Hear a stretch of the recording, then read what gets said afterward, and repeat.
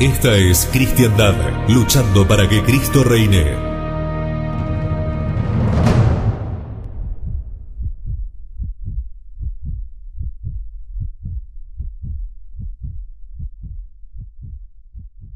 En el nombre del Padre, y del Hijo, y del Espíritu Santo. Amén.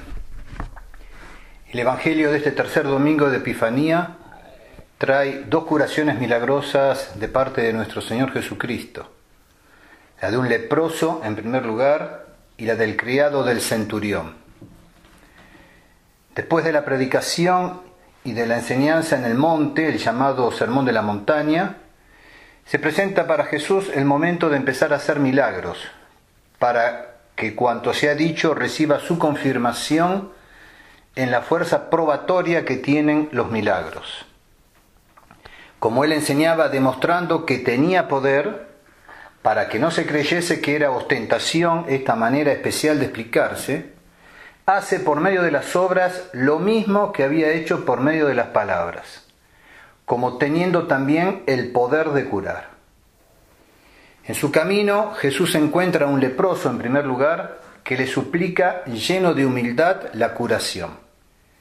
Y el Señor, compadecido, extendiendo su mano omnipotente, lo cura de su terrible enfermedad. El leproso del Evangelio de hoy es figura del pecador, y en su conducta es figura del pecador arrepentido. Veamos primero la semejanza entre la lepra corporal y la lepra del espíritu, la lepra del pecado.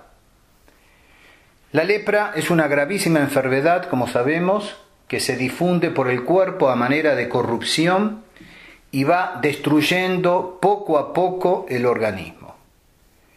El pecado, por su parte, es una enfermedad que aqueja al espíritu, que embota sus nobles facultades, transformándolas en bajos instintos que le hacen esclavo de la materia y de ignominiosas pasiones.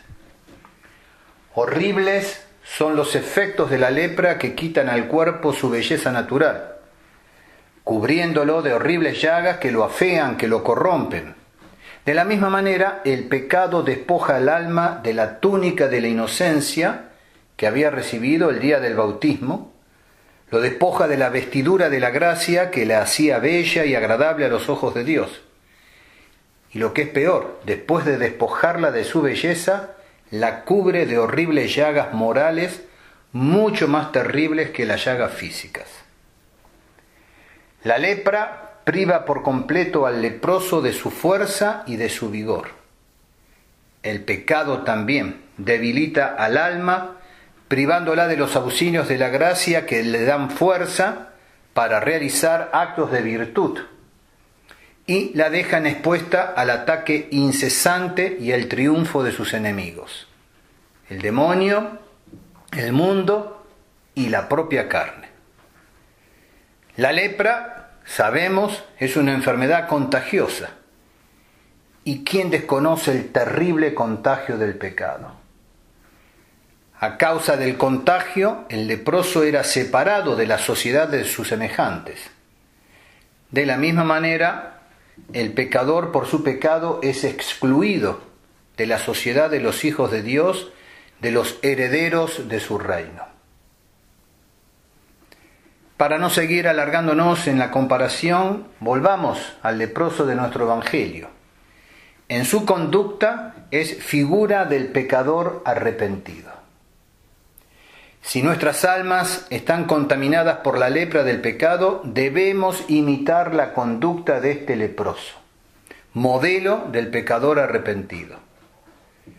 El leproso sale al encuentro de Jesús, le adora, diciéndole: Señor, si tú quieres, puedes limpiarme.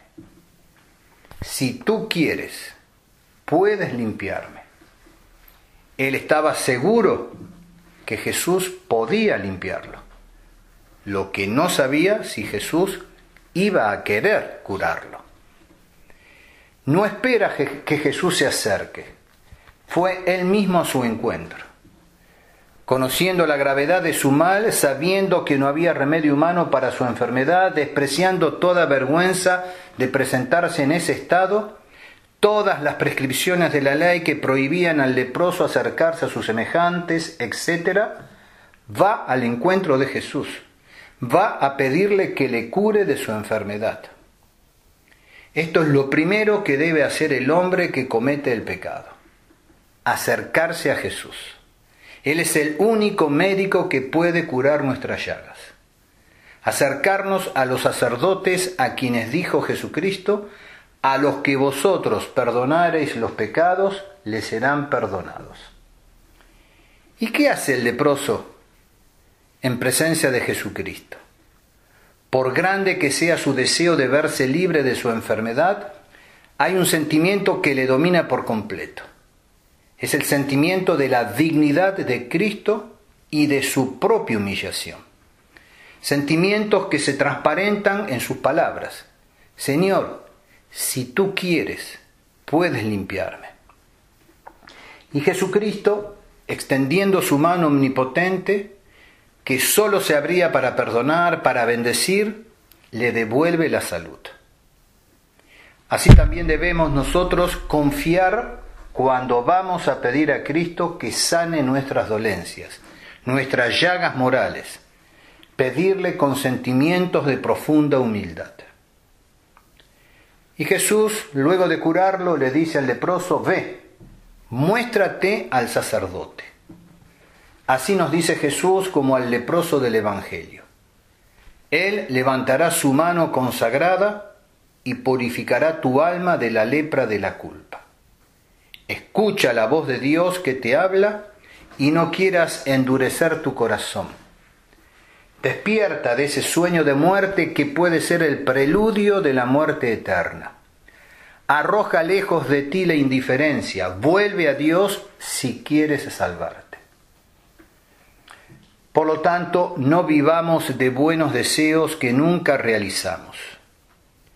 De modo que no nos sorprenda la muerte con el corazón lleno de buenos deseos, pero las manos vacías de buenas obras. Y el Evangelio también nos habla de la curación del siervo del centurión. Y esta curación nos da hermosas lecciones que debemos imitar. La Iglesia nos lee la narración que trae San Mateo. San Lucas, por su parte, nos conserva otros pormenores interesantísimos, así para un conocimiento más cabal de la historia como para nuestra edificación espiritual. Vale la pena que en casa releamos ambos textos, ambas versiones, la de San Mateo y la de San Lucas, porque se complementan. Ambas narraciones hemos de tener en cuenta para seguir la historia del hecho y contemplar en él aquella manifestación de fe, la más admirable que halló el Señor en todo el tiempo de su predicación evangélica. Ya he señalado que acababa el Señor de predicar el gran sermón de la montaña, a principio del segundo año de su vida pública, y desde el monte de las bienaventuranzas se encaminó a la ciudad de Cafarnaúm, a la orilla del mar de Tiberíades. Se hallaba entonces en Cafarnaúm un centurión de la guarnición romana, y tenía un esclavo enfermo de parálisis ya moribundo. Aunque gentil, este centurión, así por su religiosidad como por su munificencia, se había conquistado el respeto e incluso el afecto de los judíos. Parece ser que, atraído por la elevación de la religión judaica, por la pureza de su moral, aquel gentil se había hecho un prosélito. El hecho es que él, con sus recursos, había edificado la sinagoga de Cafarnaúm. Además, su bondad de corazón, realmente admirable en un gentil, se manifestaba en el afecto, en la solicitud cariñosa con que se interesaba por su esclavo enfermo. Tengamos en cuenta que los judíos y los esclavos eran, por distintos conceptos, aborrecidos por los romanos. Y este soldado, sobreponiéndose a las preocupaciones de su tiempo y de su nación, respetaba a los judíos y a los esclavos. Es interesante ver que fue un soldado el primer gentil que entró en relaciones con Jesús. Bajo una coraza de hierro palpita con frecuencia un corazón tierno y bondadoso. Y el centurión, así que supo la llegada de Jesús a Cafarnaúm, le mandó una embajada compuesta de algunos ancianos del pueblo, los judíos principales de la ciudad, rogándole que se dignase sanar a su esclavo enfermo y moribundo. Un primer ejemplo es que los padres y los amos deben velar por los intereses espirituales de sus hijos y sus subordinados, por sus intereses temporales, cumpliendo con ellos los deberes de la justicia, de la equidad, de la cristiana caridad.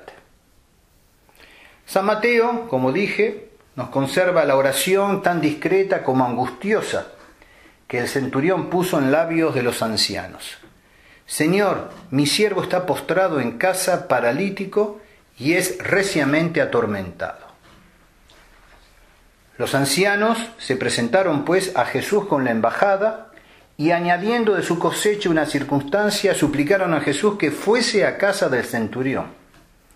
Y para recomendar su pedido decían: es digno de que le cumplas sus deseos, pues ama a nuestro linaje, y es Él quien nos ha edificado la sinagoga de la ciudad. La fe y la confianza que muestra Jesús son para nosotros un hermoso ejemplo. En primer lugar, debemos exponer a Dios nuestras necesidades.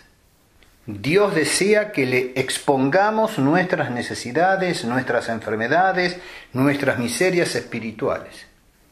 Y así el centurión dijo a Jesús: Señor, mi siervo está postrado en casa paralítico y es reciamente atormentado. Estas miserias espirituales son la pereza, mi siervo está postrado, la impotencia y debilidad para hacer buenas obras, está paralítico, las aflicciones y los sinsabores de la vida, está reciamente atormentado. Sabemos que no es el corazón de Jesús insensible para resistirse a las instancias de los buenos ancianos de Cafarnaúm y sobre todo a la fe del centurión. Así que respondió: yo iré y le curaré. Y emprendió el camino con los ancianos de Cafarnaúm hacia la casa del centurión. No estaba muy lejos de esta cuando el centurión, viendo que los ancianos habían ido en su petición más allá de lo que él deseaba, y creyéndose en su humildad indigno de la visita de Jesús, despachó una segunda embajada de algunos amigos suyos ahora, que dijesen en su nombre al Señor: no te tomes esta molestia, yo no soy digno de que entres en mi casa. No debemos extrañarnos que los evangelistas San Mateo, San Lucas, atribuyan estas palabras personalmente al centurión o a través de la embajada de los judíos o de sus propios amigos. Como explican los padres de la Iglesia, sea personalmente, sea a través de una embajada, en definitiva es el mismo centurión el que se hace presente ante Jesús. Por esto, dice el centurión, ni siquiera me he considerado digno de ir personalmente a tu encuentro. Por lo demás, basta que digas tú una palabra y mi esclavo quedará curado. San Mateo dice que el centurión fue él mismo a Jesús. Salió pues por fin a su encuentro, y después de repetir lo que por sus amigos le había dicho, añadió con una franqueza noble: Señor, no es extraño que yo te atribuya tanto poder, porque yo también, a pesar de ser un subalterno sujeto a las órdenes de jefes superiores, tengo con todos soldados a mis órdenes. Y digo a este: ve y va, y al otro: ven y viene, y a mi esclavo: hace esto y lo hace. Como si dijera: qué maravilla que tú, con una palabra, digas a la enfermedad que deje libre a mi esclavo, y la enfermedad obedecerá tus órdenes. Resalta pues en el centurión su fe. su fe acompañada de su confianza y de su humildad. Su fe viva e inquebrantable. Di tan solo una palabra y será sano mi siervo. Su profunda humildad. Domine non sunt dignos. Esta profunda humildad y la fe vivísima que encierran estas palabras le han valido el honor de ser incluidas entre las preces litúrgicas. Cada día, efectivamente, en el santo sacrificio de la misa, la Iglesia las pone en los labios del sacerdote y de los fieles que han de comulgar antes de la Sagrada Comunión. Jesús, al oír estas palabras, dicen los evangelistas, se admiró. Maravilla verdaderamente admirable, sin duda, en que aquel que todo lo sabe, para quien nada nuevo es imprevisible, pueda acaecer, sin embargo, se admire. Debemos recordar que Jesús, en cuanto Dios, tiene la ciencia divina. Y en cuanto hombre, ya en su vida, aquí en esta tierra, tenía la ciencia beata, la ciencia de los bienaventurados que contemplan faz a Dios. Tenía también la ciencia infusa, pero también fue adquiriendo ciencia, tenía la ciencia adquirida. Jesús, como verdadero hombre que era, además de su ciencia divina, además de la ciencia beata e infusa, iba adquiriendo los conocimientos experimentales que todos adquirimos con el uso de las cosas.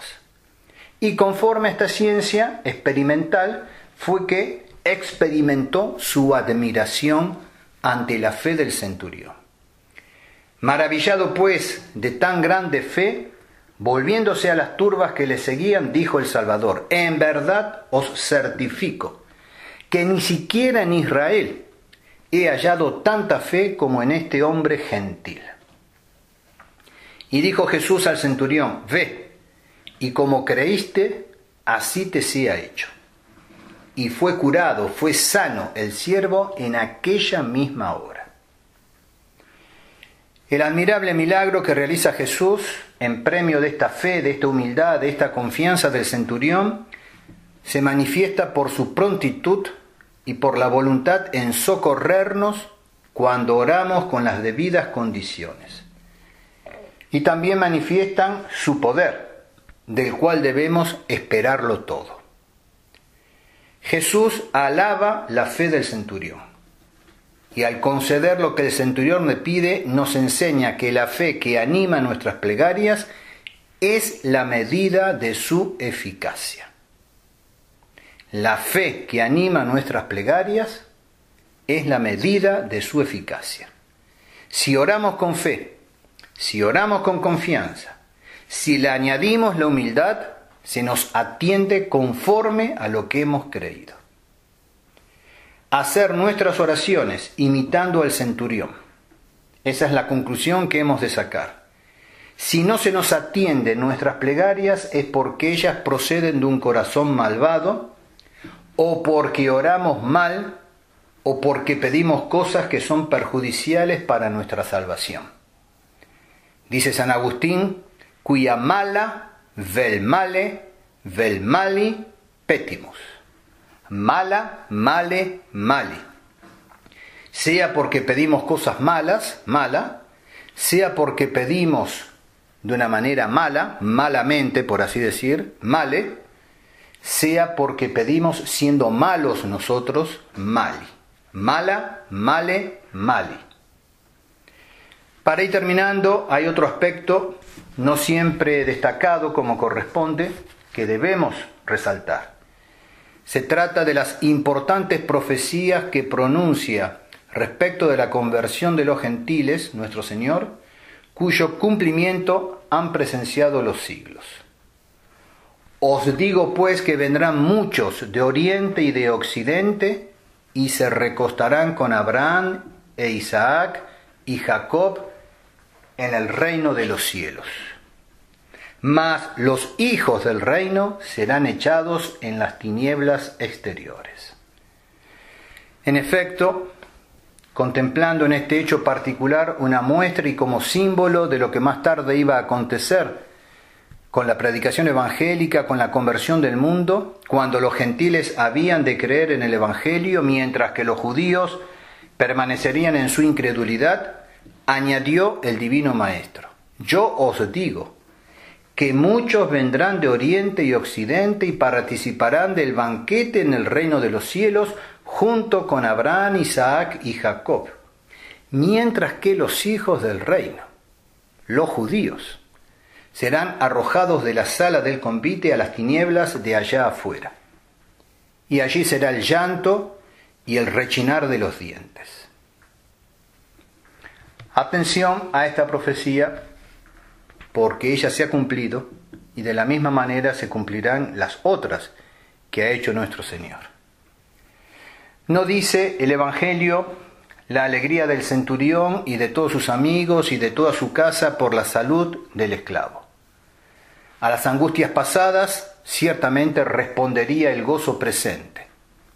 Nosotros, empero, en vez de entretenernos fantaseando escenas más o menos verosímiles, trabajemos más bien por imitar la fe del centurión, recordando que con semejante fe, con semejante confianza, nos hemos de conquistar, como Él, el corazón del Divino Salvador.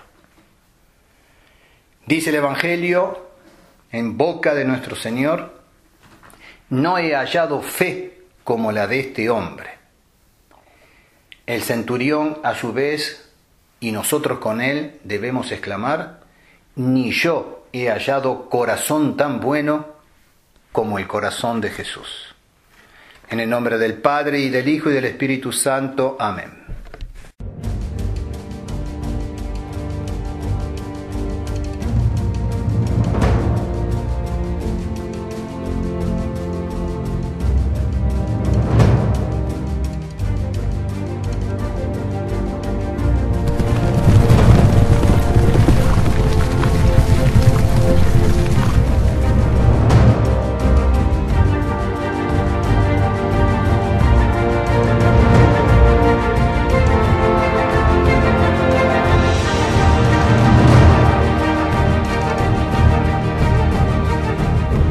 Esta es Cristiandad, luchando para que Cristo reine.